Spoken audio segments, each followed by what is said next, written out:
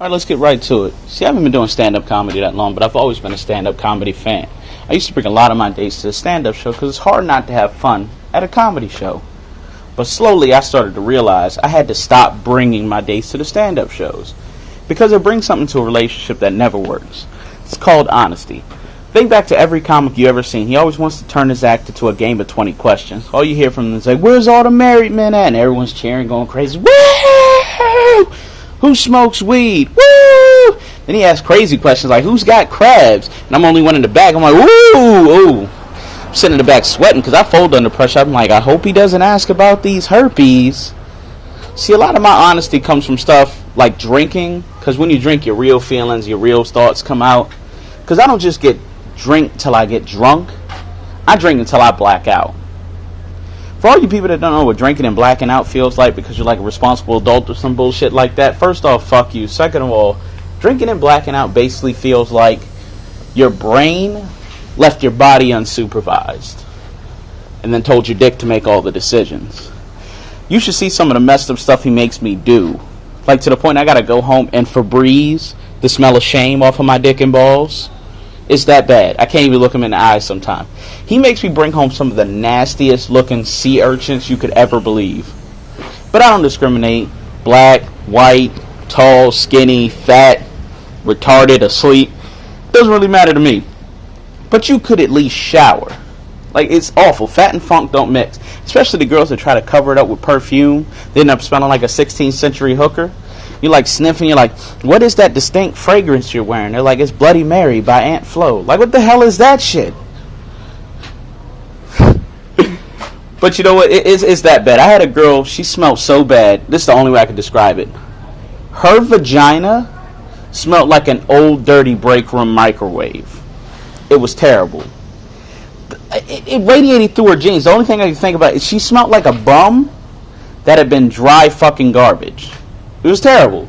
But, I mean, even through all that, I'm still going to have sex with her because I'm not the greatest catch in the book.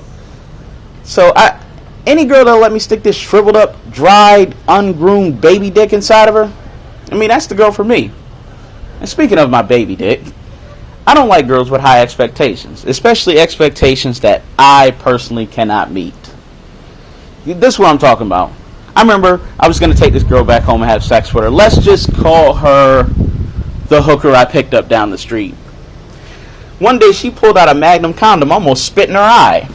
This is why. Because girls look at me, I'm light-skinned, but I am black. So they have this assumption that just because I'm black, I have this forearm-sized Hulk penis hanging between my legs, which is not the case. This is the best way that I could explain it. It seems like I was trying to order HBO Stars and Cinemax down there, and ended up with the Korean package instead. It's terrible. I got these big ass balls and this little ass dick. I gotta go get an erection before I take a leak because I'm afraid to piss on my own nuts. It's that awful. But I did find a girl, that was dumb enough to marry me for me and not my money because I have none of that. But I'm afraid because she wants to have kids. And I've always been afraid of having kids because to be a father you have to be brave. But I got a lot of fear in me. And fear is not just a word. Fear is an acronym. Fear stands for fuck everything and run. You can't have that and be a father. Now, I mean, I'm not too much of a bitch. I do got bitch in my blood, but I'm not too scared. If there's a robbery, I'll defend my family. I'll take a bullet for them.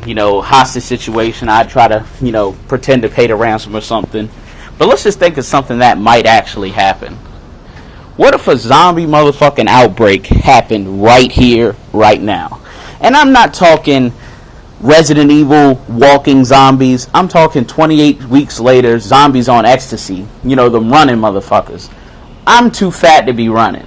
Like, I might try to move quick, get that titty whiplash. When your tits go one way, your belly go the other way because you try to turn too quick. Do that Scooby-Doo run or some shit. This is what I would see would happen once that fear gets up in me with my kids.